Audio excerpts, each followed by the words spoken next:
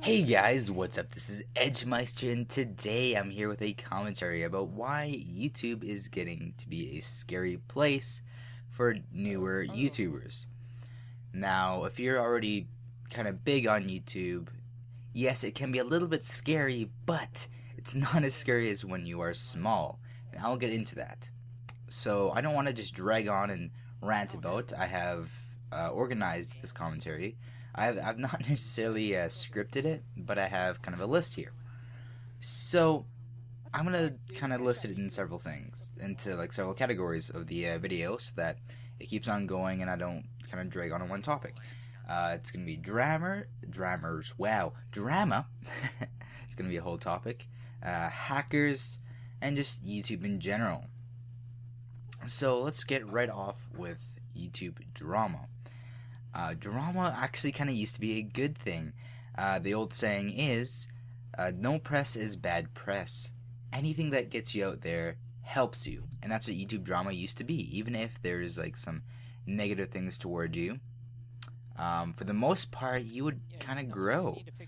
And lately, and I found this really started with the whole Fine Brothers incident.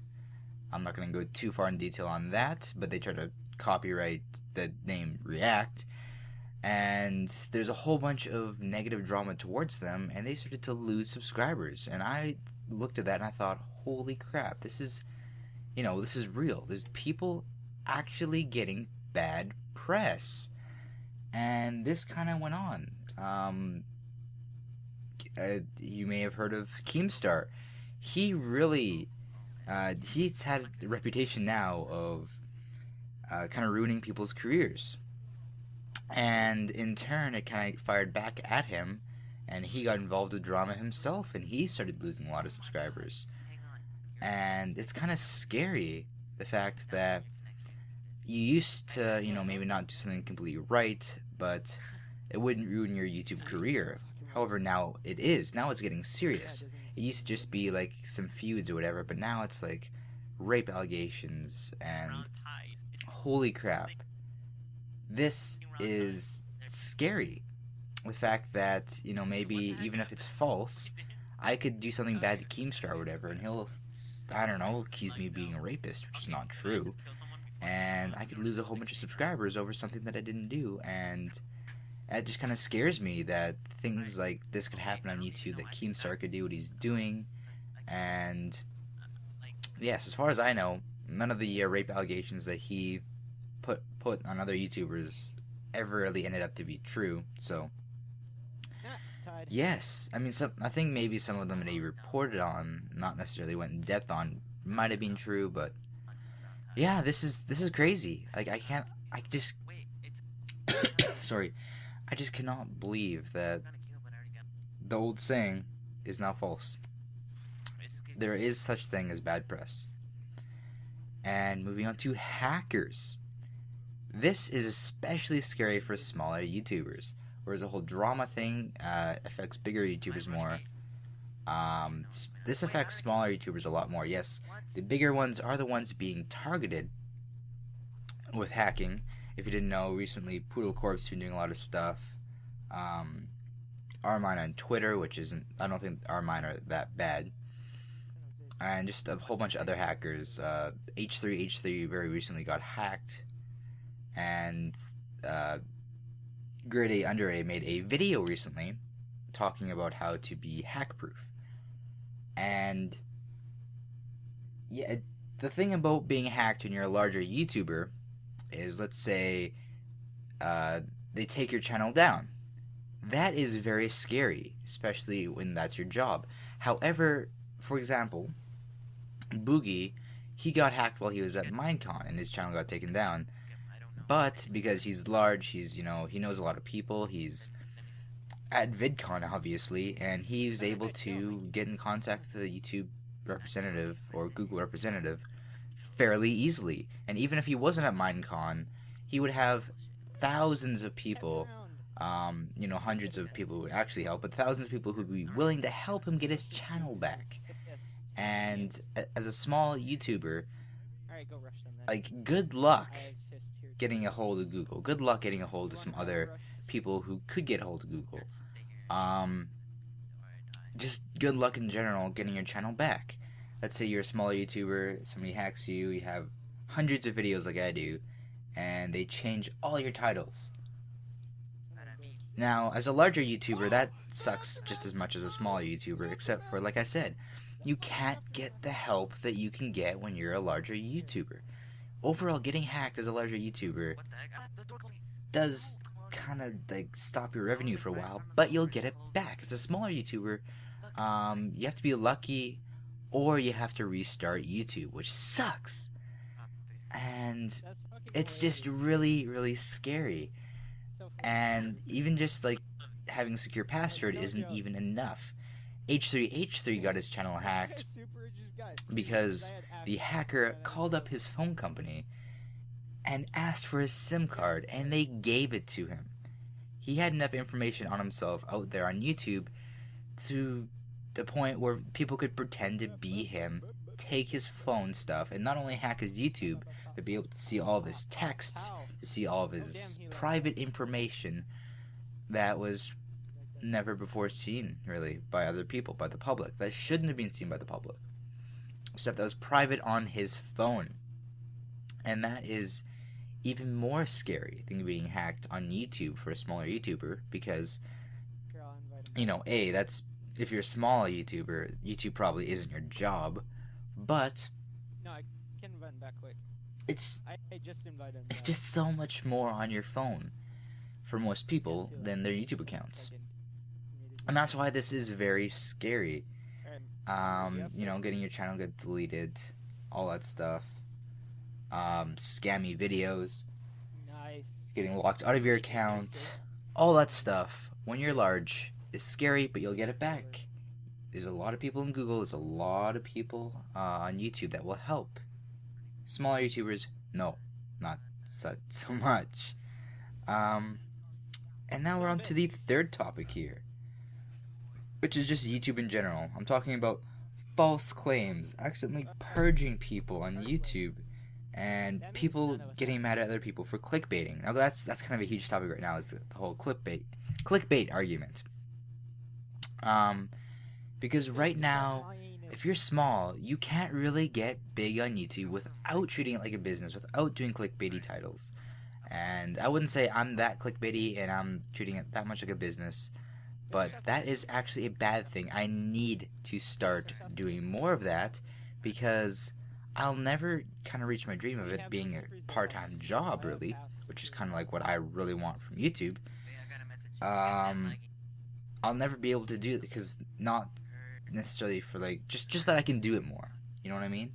Like, even if business isn't your first number one priority, you have to treat it like a business if you're going to grow. You're gonna have to look at your demographic. You're gonna have to make thumbnails and titles to get as many people watching as possible. Now, yes, some people go a little bit overboard by saying like, "Oh, PewDiePie hates me," and it's just like one fake tweet of PewDiePie in there being like, "Hey, I hate you," and it's like for 3 seconds of the video. That isn't very good. What I think people should do, and what I should do, is really try to create content that gets people in clickbaity, yes, but kind of lives up to that clickbait. And then another thing, false YouTube claims. Yes, YouTube has been listening, they have been improving their system, but it's still not perfect. At the moment, if somebody can claim a small YouTuber's video, and it's almost scary to debut it, because even large YouTubers are like this. It's scary for all people. Or sometimes the people who claim the video don't own anything, but they still win. I don't know if it's like a robot that looks at it, or if it's an actual person that's just being really lazy looking at it, but there's something wrong with the system, and something needs to be fixed, and that's not an easy task, and I don't think they're really able to do this, and I just think that it's really scary when something of yours gets claimed by someone who doesn't own it, and you could possibly lose the dispute still, lose the money, lose the ability to dispute more things, therefore losing more videos, and some people have already had to restart their entire channels because of this. Even semi-large YouTubers had, some of them had to do this, and it's really stupid how YouTube kind of has a system that Got one. almost discourages people from going on YouTube.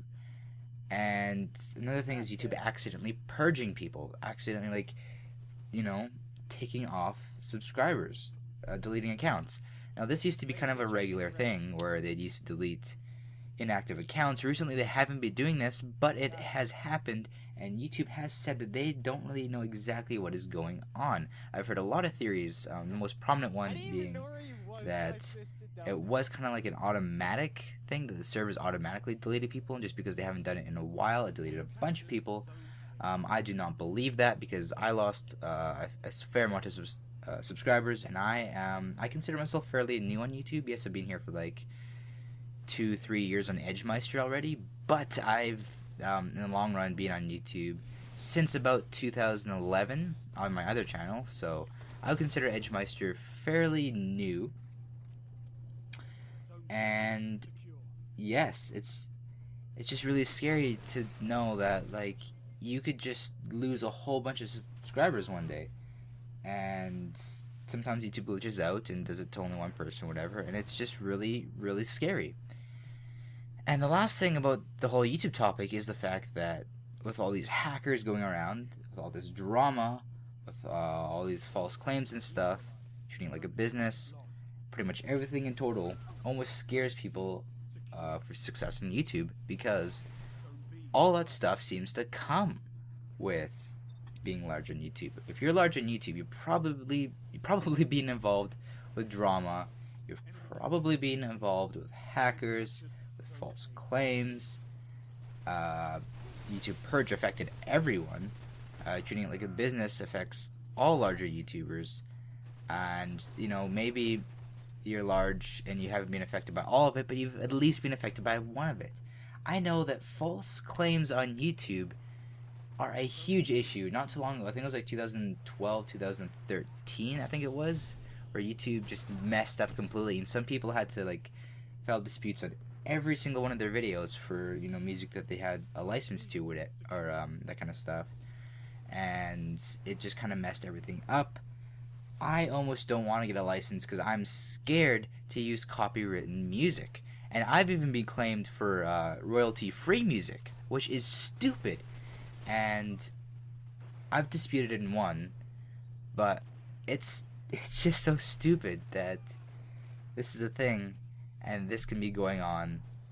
And I don't want to blame YouTube, because I don't think YouTube can really help with hackers, because they'll always find a way. False claims are a system that YouTube has to have. Well, copyright claims are a system that YouTube has to have. Even if it doesn't work perfectly, they have to have it. So that's kind of scary. YouTube can't really do much about that. They can improve it, but it'll never, ever be perfect. Deleting inactive accounts. As much as people hate it, they're not viewing your videos either way, so you might as well get rid of them. It's scary, but it has to be done. Treating YouTube like a business. It sucks that we have to do this in this day and age. YouTube doesn't do enough to promote its smaller YouTubers. You kind of have to do a lot more self-promoting, like I said, treating it like a business, which sucks, but YouTube is kind of more pro, viewer than pro creator, and that's kind of a good thing.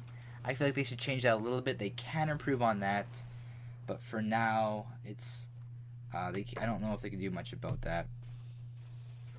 Helping YouTubers with being hacked, helping YouTubers with false claims. I do feel like they can improve that a little bit. They can use a bit more manpower, a bit more customer service. Yes, it's not going to be perfect. There's a large companies, a lot of small YouTubers being screwed over. So it'd just be nice to have easier ways of contacting and getting help from YouTube. It'd be nice if, maybe if your channel got taken down, you could still have it up on your account for a little bit before it's taken down, so you can actually, help with stuff. And overall, there's been a lot of things like hashtag make YouTube great again. to help fix some problems on YouTube with drama, hackers, false claims, and it has been getting a little bit better, but it's still a very scary place. Right now, hacking is the main thing. It used to be drama, it was false claims before that, and there's going to be something next after all these hackers disappear, which I'm dearly waiting for these hackers to disappear. And yeah, that's kind of what we have here. This is the commentary. I think this, hopefully this entertained you guys to the end. If it did, make sure to drop a like and subscribe. Yes, I'm gonna start asking for those, because like I said, I gotta treat it a little bit more like a business. There's no avoiding it. I apologize. I do not like asking for things, but if you would kindly, I would really appreciate it. You have to be thankful. I'll see you guys in the next episode. Peace out. Bye bye.